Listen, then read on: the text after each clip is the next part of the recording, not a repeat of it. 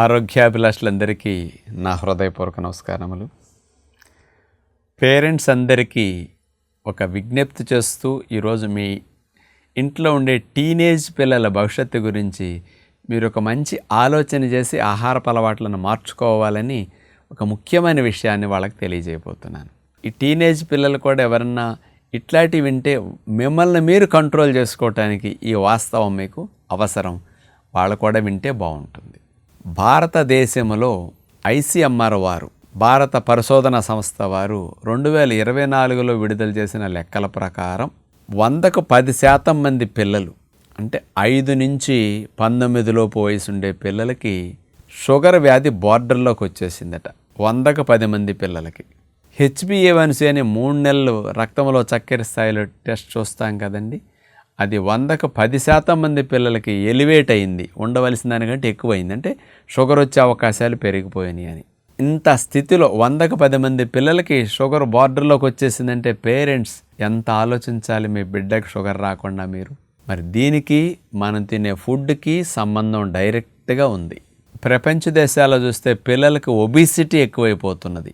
ఈ ఒబిసిటీ నుంచి డయాబెటీస్ వచ్చే రిస్క్ టీనేజ్ పిల్లలకే బాగా ఎక్కువ అవుతున్నది. ఇప్పుడు నుంచి కనుక మీరు మార్చుకోకపోతే అమెరికా, చైనా, భారతదేశం ఈ 3 దేశాల్లో పిల్లలు ప్రతి 4 పిల్లల్లో ఒక పిల్లవాడికి షుగర్ వచ్చే అవకాశం ఉంది. టీనేజ్ పిల్లలకే 13 నుంచి 19 లోపు పిల్లలకి ప్రతి 4లో ఒక పిల్లవాడికి షుగర్ వచ్చే లక్షణాలు కనపడుతున్నాయి అని హెచ్చరిస్తున్నాయి ఇప్పుడు పరిశోధనలు. కాబట్టి 3 దేశాల వారికి హైయెస్ట్ రిస్క్ ఎక్కువ ఉన్నట్టు కూడా గణాంకాలు చెప్తున్నాయి.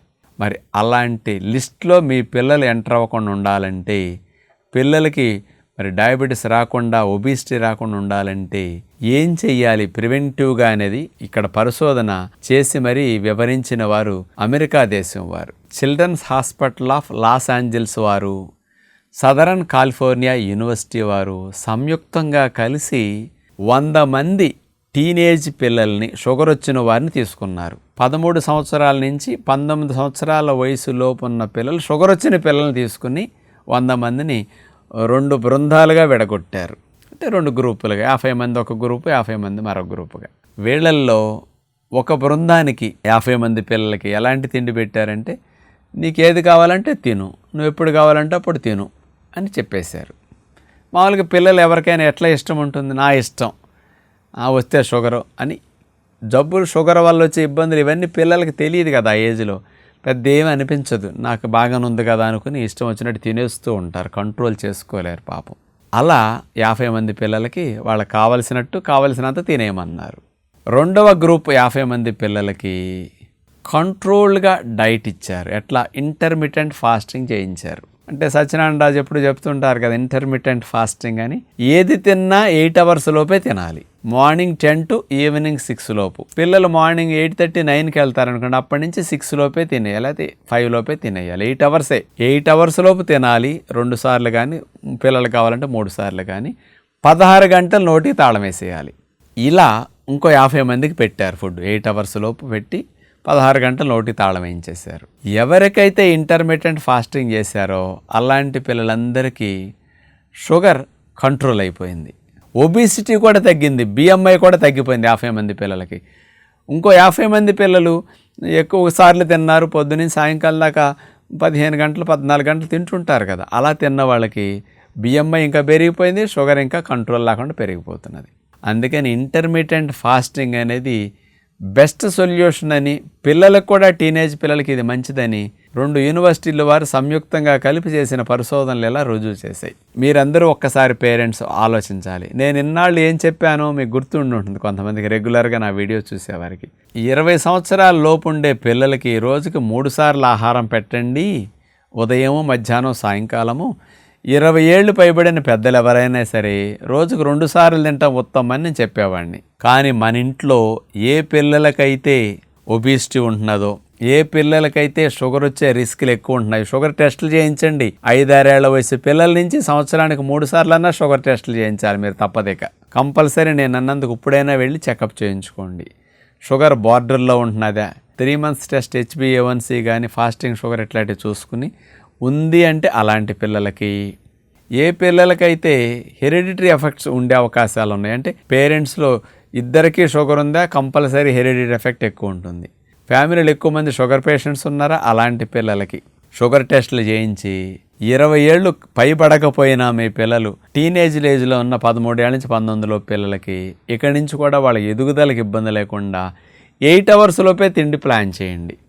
మార్నింగ్ వెళ్ళేటప్పుడు పిల్లలకి ఏదైనా స్ప్రౌట్స్ లాంటివి పెట్టి పంపారనుకోండి, మధ్యాహ్నం అన్నం పెట్టకుండా పుల్కా కూర లాంటివి పెట్టండి, 12-1 గంటలోపు అవి తినేస్తారు. రైస్ మానేస్తే ఒబిసిటీని షుగర్ కంట్రోల్ అయిపోతుంది, కార్బోహైడ్రేట్స్ తగ్గించేస్తే. మార్నింగ్ ఇడ్లీలు పెట్టకుండా స్ప్రౌట్స్, కొబ్బరి ముక్కలు, కొంచెం గ్రౌండ్ నట్స్ లాంటివి పెట్టండి. ప్రోటీన్, ఫ్యాట్, కార్బోహైడ్రేట్స్ తక్కువ ఉండి ఫైబర్ ఎక్కువ ఉండే పెట్టాలి, ఇలాంటివి పెట్టండి. సాయంకాలం రావడంతో 4-5 రావడంతో డిన్నర్ పెట్టండి, అప్పుడు 8 అవర్స్ లోపు అయిపోతుంది మీకు. స్నాక్స్ అస్సలు పెట్టద్దు. 4-5 రావడంతో డ్రై నట్స్ నానబెట్టినవి పెట్టేసి కాస్త డ్రై ఫ్రూట్స్ లాంటివి పెట్టి ఫ్రూట్స్ పెట్టేయండి పిల్లలకి. ప్రోటీన్ వెళుతుంది, గ్రోత్కి ఇబ్బంది ఉండదు.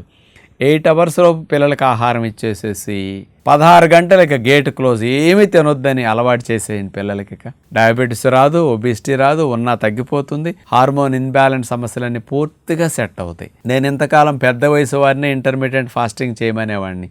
ఇప్పుడున్న ఈ లెక్కలు చూస్తుంటే పిల్లలకు కూడా చిన్న ఏజ్లోనే డయాబెటీస్ వచ్చే రిస్క్లు ఎక్కువ కనపడుతున్నాయి, ఐసీఎంఆర్ వారి లెక్కల ప్రకారం, వరల్డ్ హెల్త్ ఆర్గనైజేషన్ వారి లెక్కల ప్రకారం. కాబట్టి టీనేజ్ పేజ్ పిల్లలకే ఇంటర్మీడియట్ ఫాస్టింగ్ పెట్టడం ఇప్పుడు తప్పనిసరి అయిపోతున్నది.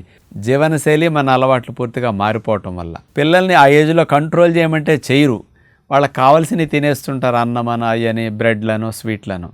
అది ఏది తిన్నా కాస్త సాధ్యమైనంత వరకు 8 అవర్స్ లోపు తినేసి 16 గంటలు నోటికి తాళం వేయించే హ్యాబిట్ని పిల్లలకి చేయండి. ఈవినింగ్ 6-7 తర్వాత ఇంట్లో ఫుడ్ ఏమి దొరకకుండా కనపడకుండా మీరు పేరెంట్ జాగ్రత్త పడండి. దీని ద్వారా మీ పిల్లలకి జీవనశైలి సంబంధమైన షుగర్, ఒబిసిటీ, గుండె జబ్బులు, కొలెస్ట్రాల్, హార్మోన్ సమస్యలు రాకుండా మీరు కంట్రోల్ చేయడానికి మంచి ప్రణాళిక మీరు పేరెంట్స్గా పిల్లలకు అందిస్తే మంచిదని విజ్ఞప్తి చేస్తూ నమస్కారం.